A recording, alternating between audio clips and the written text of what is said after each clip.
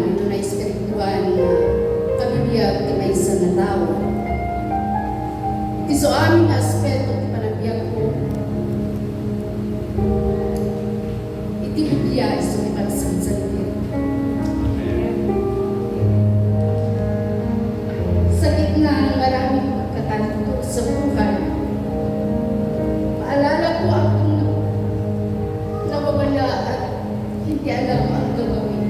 Pero sa tuwing binuksan ko ang aking Biblia at binabasa ang Psalms 119 verse 105, ang iyong salita ay ilaw ng aking mata at tanglaw sa aking landas.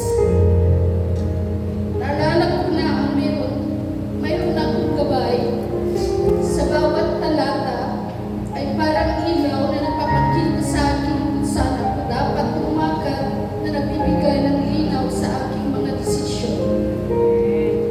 At nagpapatibay sa aking pananampalataya, hindi ako natatakot sa dilim ng mundo dahil sa liwanag ng kanyang salita na nagmayaray sa akin.